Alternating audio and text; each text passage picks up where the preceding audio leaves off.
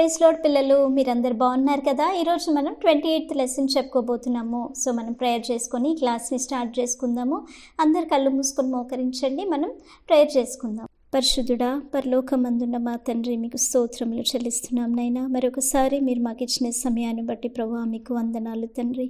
ఈ క్లాస్ అంతటిలో మీరు మాకు తోడుగా ఉండండి. మీరు మాతో మాట్లాడి మమ్మల్ని నడిపించమని మా తండ్రి ప్రభువైన యేసుక్రీస్తు అతి పరిశుద్ధమైన నామంలో ప్రార్థించి వేడుకొంచున్నాం తండ్రి. ఆమేన్. సో ఈరోజు మనం చెప్పుకోబోతున్న లెసన్ తలాంతులను గూర్చిన ఉపమానము, the parable of the talents. ఈ లెసన్కి సంబంధించిన బైబిల్ భాగము మత్తయి సువార్త 25వ అధ్యాయము 14 నుంచి 30 వచనాలు. Matthew chapter 25 verse 14 to 30. ఈ లెసన్కి సంబంధించిన మెమరీ వర్స్, కంఠత వాక్యము మత్తయి సువార్త 25వ అధ్యాయము 23వ వచనంలో ఫస్ట్ భాగము. అతని యజమానుడు, బల నమ్మకమైన మంచి దాసుడా, నీవు ఈ కొంచెంలో నమ్మకంగా ఉంటివి, నిన్ను అనేకమైన వాటి మీద నియమించదను. Matthew chapter 25 verse 23 first part. His Lord said unto him, Well done, good and faithful servant. Thou have been faithful over a few things. I will make thee ruler over many things. So మనం ఈ lesson చెప్పుకోవడానికి ముందు last లెసన్లో మనం ఏం నేర్చుకున్నామో మీకు అందరికీ జ్ఞాపకం ఉంది కదా. లాస్ట్ లెసన్లో మనం ప్రభు యొక్క రాకడ గురించి ఏ విధంగా సిద్ధపడాలని యేసయ్య చెప్పిన ఉపమానంలో మనం నేర్చుకున్నాం కదా. అందులో 10 మంది కన్యకల గురించి మనం విన్నాం. ఆ లెసన్లో మనం ఏం నేర్చుకున్నాము? 10 మంది కన్యకలు తమ దివిటీలతో కూడా పెళ్లి కుమారుని ఎదుర్కోవడానికి వెళ్తారు. అందులో 5 మంది బుద్ధిమంతులు, 5 మంది బుద్ధి లేని కన్యకలు. బుద్ధిమంతులైన కన్యకలు ఏం చేస్తారు? తమ దివిటీలతో పాటు సిద్ధలలో నూనెని తీసుకొని వెళ్తారు. బుద్ధి లేని కన్యకలు నూనెని తీసుకొని వెళ్ళరనమాట. అయితే పెళ్లి కుమారు రావడం ఆలస్యం జరిగినప్పుడు వాళ్ళు ఏం చేస్తారు? వాళ్ళందరూ కూడా పడుకుంటారు. కానీ మధ్యరాత్రి వేళ కేక వినబడుతుందేమని, పెళ్లి కుమారుడు వస్తున్నాడు, ఆయనను ఎదుర్కోవడానికి రండి అని చెప్పినప్పుడు ఈ బుద్ధిగల కన్యకల దగ్గర నూనె ఉంది కాబట్టి ఆ నూనె ద్వారా వాళ్ళు తమ దివిటీలని సిద్ధపరచుకుంటారు. బుద్ధి లేని కన్యకల దగ్గర నూనె లేదు కదా, కాబట్టి వాళ్ళు తమ దివిటీలని సిద్ధపరచుకోలేకపోతారు. కాబట్టి సిద్ధంగా ఉన్న ఈ బుద్ధిగల కన్యకలు పెళ్లి కుమారునితో పాటు విందుకు వెళ్తారు కదా. కాబట్టి యేసయ్య చెప్తాడు, ఏ దినమో ఏ గడియో తెలియదు కాబట్టి మెలకువగా ఉండుడి అని చెప్తారంటే బుద్ధిగల కన్యకల వల్లే మనం ప్రభు రాకడ కొరకు సిద్ధంగా ఉండాలనేసి లాస్ట్ లెసన్లో మనం నేర్చుకున్నాం. సో ఈ లెసన్లో మనం ఏం నేర్చుకోబోతున్నామంటే తలాంతులను గురించి మనం ఈ లెసన్లో నేర్చుకోబోతున్నాం. దేవుడు మనకి కొన్ని సామర్థ్యాలను ఇచ్చాడనమాట, కొన్ని తలాంతులను ఇచ్చాడు. వాటిలో మనం ఏ విధంగా ఎదగాలి, వాటిని ఏ విధంగా మనం రెట్టింపు చేసుకోవాలి అనేసి ఒక ఉపమానం ద్వారా యేసయ్య చెప్పాడనమాట. ఆ ఉపమానం ఏంటో ఇప్పుడు మనం చెప్పుకుందాం అనమాట. అయితే ఇందులో యేసయ్య ఏం చెప్తాడంటే, ఒక ధనవంతుడైన వ్యక్తి ఉన్నాడనమాట. అతను ఏమనుకుంటాడంటే దేశాంతరం వెళ్ళాలి అని అనుకుంటాడు. దేశాంతరం అంటే వేరే దేశానికి వెళ్ళడం అనమాట. సో ఆయన అలా వెళ్ళాలనుకుంటాడనమాట. అయితే ఆ వ్యక్తి దేశాంతరం వెళ్ళాలనుకున్న సమయంలో ఆయన ఏం చేస్తాడంటే తన దాసులను పిలిచి వారికి కొన్ని తలాంతులను ఇస్తాడనమాట. తలాంతులు అంటే ఇంగ్లీష్లో టాలెంట్స్ అంటారంటే డబ్బులు అనమాట. యాక్చువల్గా ఒక తలాంతు 3600 రూపాయలు అనమాట. సో ఈ వ్యక్తి ఏం చేస్తాడంటే వారిని పిలిచి వారికి కొన్ని తలాంతులు ఇస్తాడు. ఒక వ్యక్తికి 5 తలాంతులను ఇస్తాడు, ఇంకో వ్యక్తికి 2 తలాంతులను ఇస్తాడు, ఇంకో వ్యక్తికి 1 తలాంతుని ఇస్తాడు. అంటే వారి వారి సామర్థ్యం చొప్పున ఆయన వారికి తలాంతులని పంచిపెడతాడనమాట. అలా పంచిపెట్టేసి ఆయన వెంటనే దేశాంతరం వెళ్ళిపోతాడు. ఆయన అలా దేశాంతరం వెళ్ళిన తర్వాత ఈ తలాంతులు తీసుకున్న ముగ్గురు కూడా ఈ తలాంతులను ఏం చేస్తారో మనం చాట్లో చూసుకుందాం. 5 తలాంతులు తీసుకున్న వ్యక్తి అతడు కష్టపడి వ్యాపారం చేసి ఇంకా 5 తలాంతులు సంపాదిస్తాడనమాట. 2 తలాంతులు తీసుకున్న దాసుడు అతను కూడా కష్టపడి వ్యాపారం చేసి ఇంకా 2 తలాంతులు సంపాదిస్తాడు. 1 తలాంతు తీసుకున్న దాసుడు అతడు ఏం చేస్తాడంటే ఆ తలాంతును భూమి త్రవ్వి దానిలో పాత పెట్టేస్తాడనమాట. అయితే దేశాంతరం పోయిన ఈ యజమాని చాలా కాలం తర్వాత తిరిగి వస్తాడనమాట. ఆయన తిరిగి వచ్చిన తర్వాత తన దాసులకి తలాంతులను ఇచ్చాడు కదా, దాని విషయంలో ఆయన వారి యొద్ద లెక్క చూసుకుంటాడనమాట. చూడండి, ఈ యజమాని దాసుల దగ్గర లెక్క చూసుకుంటున్న సమయంలో ఈ 5 తలాంతులు గల వాడు ఏం చెప్తాడంటే, అయ్యా నువ్వు నాకు 5 తలాంతులు ఇచ్చావు కదా, నువ్వు ఇచ్చిన 5 తలాంతులతో పాటు నేను ఇంకా 5 తలాంతులని సంపాదించాను అనేసి యజమానితో చెప్తాడు. ఆ యజమానుడు చాలా సంతోషిస్తాడు కదా.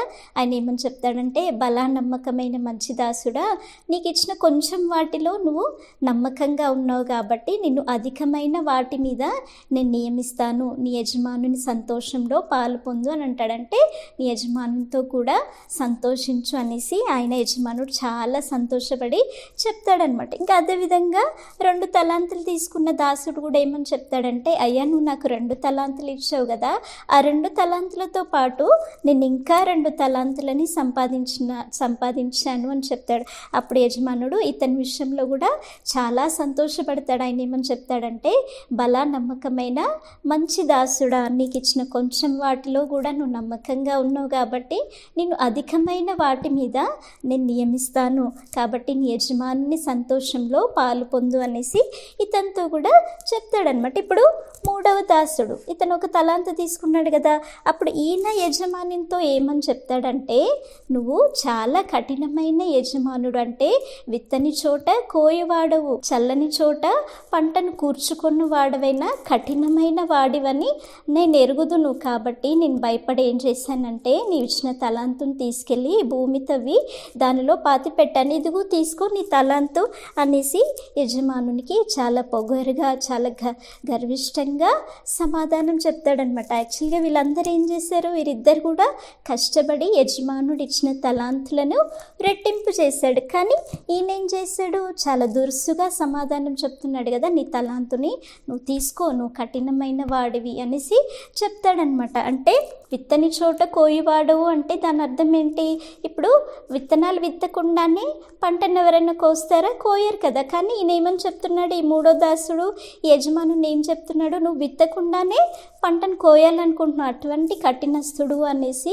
అలా గర్వంగా మాట్లాడతాడనమాట. అప్పుడు యజమానికి చాలా కోపం వస్తుంది. కోపం వచ్చేసి ఆయన ఏమని చెప్తాడంటే, సోమరివైన చెడ్డదాసుడా, నేను విత్తని చోట కోయివాడనని నీకు తెలుసా, ఆ విధంగా నీకు తెలుసా, ఒకవేళ నేను అలాంటి వాడనైతే నీకు ఇచ్చిన తలాంతుని నువ్వు సావుకారుల యొద్ద పెట్టాల్సింది, అప్పుడు నేను వచ్చినప్పుడు దాన్ని వడ్డీతో సహా తీసుకునేవాడిని కదా అనేసి చాలా కోపం వచ్చేసి అప్పుడు యజమానుడు ఏమని చెప్తాడంటే, ఈ 1 తలాంతు గలవాని యుద్ధం దగ్గర నుండి ఆ తలాంతుని తీసుకొని 10 తలాంతులు కాని వారికి ఇచ్చేయండి అని చెప్తాడు. ఇంకేమని చెప్తాడంటే, పనికి మాలిన ఈ చెడ్డ దాసుని బయట వెలుపల చీకటిలో పడవేయండి, అక్కడ ఏడుపును పళ్ళు కొరుకుటని ఉండును అనేసి చెప్తాడనమాట. చూస్తున్నారు కదా, కలిగిన వానికి ఇంకా ఇయ్యబడును, అతనికి సమృద్ధిగా ఇయ్యబడును, లేని వాని యొద్ద నుండి ఉన్నది కూడా తీసివేయబడును అనేసి చెప్తాడనమాట. చెడ్డదాసుడు ఏం చేశాడు, సోమరితనాన్ని బట్టి అతడు సంపాదించకుండా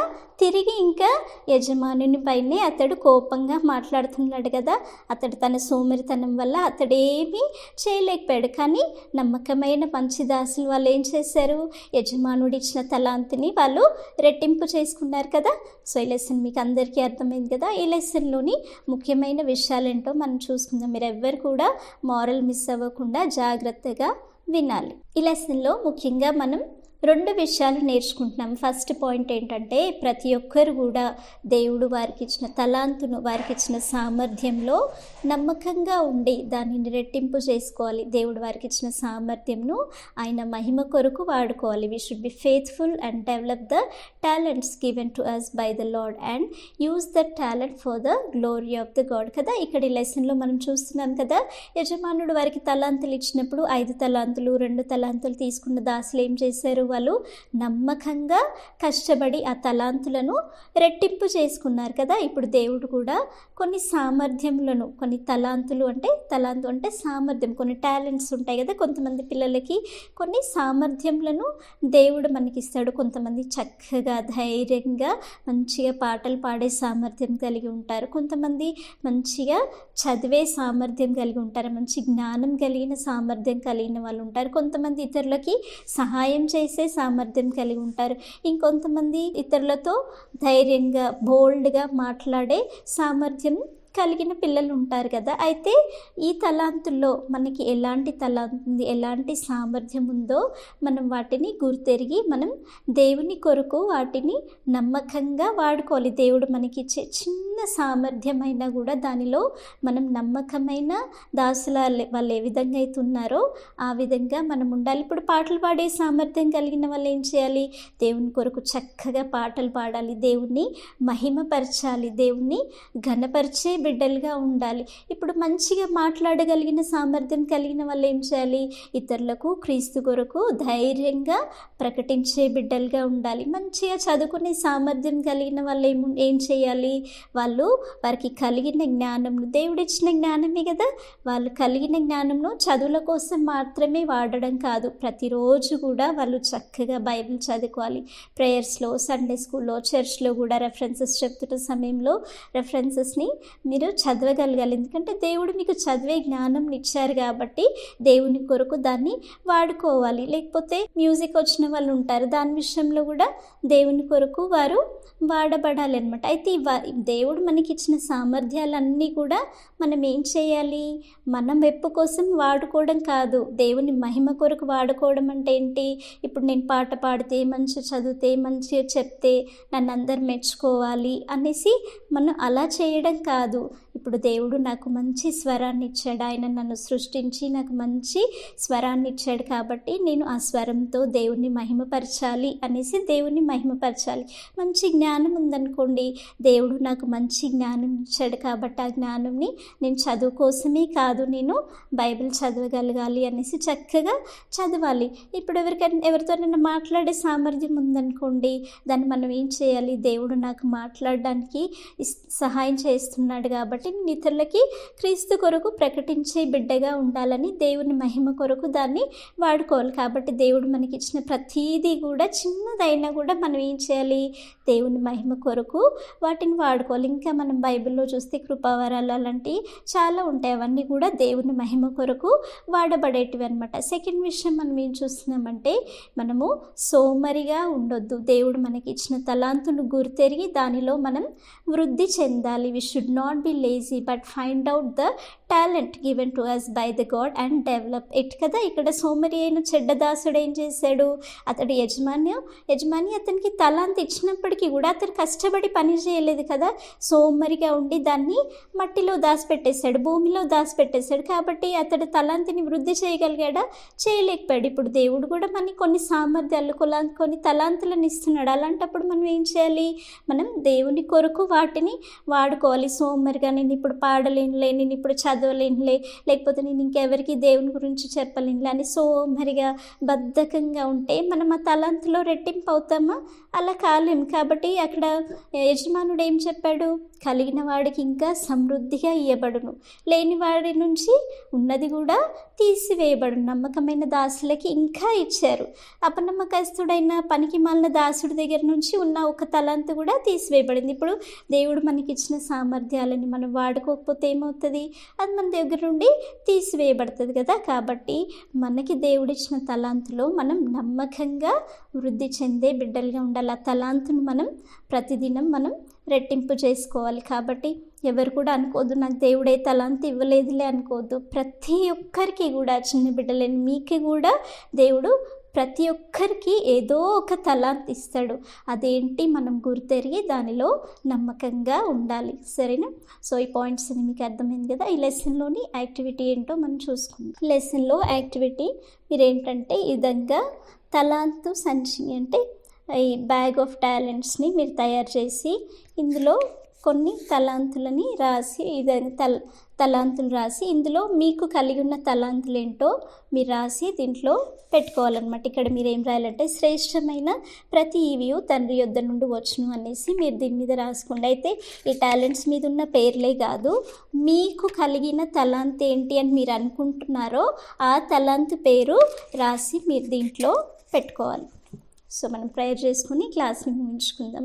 అందరు కళ్ళు మూసుకొని మోకరించండి, మనం ప్రేయర్ చేసుకుందాం. పరిశుద్ధుడా, పరలోకమందున్న మా తండ్రి, మీకు స్తోత్రం నైనా. ఇప్పటివరకు మీరు మాతో మాట్లాడిన విధానంను బట్టి తండ్రి మీకు స్తోత్రం నైనా. నిజంగా ప్రభా, ప్రతి ఒక్కరికి నైనా మీరు నైనా ఏదో ఒక సామర్థ్యం ఇచ్చి ఉన్నారు ప్రభా. ఆ సామర్థ్యంలో, ఆ తలాంతులో ప్రభా మేము నమ్మకంగా ఉండి తండ్రి మీ కొరకు వాటిని మీ మహిమార్థమే వాడుకోవడానికి, దానిని వృద్ధి చేసుకోవడానికి మీరే మీ పరిశుద్ధాత్మ సహాయము దయచేయమని నా తండ్రి ప్రభువైన యేసుక్రీస్తు అతి పరిశుద్ధమైన నామంలో ప్రార్థించి వేడుకొంచున్నాం తండ్రి. ఆమేన్.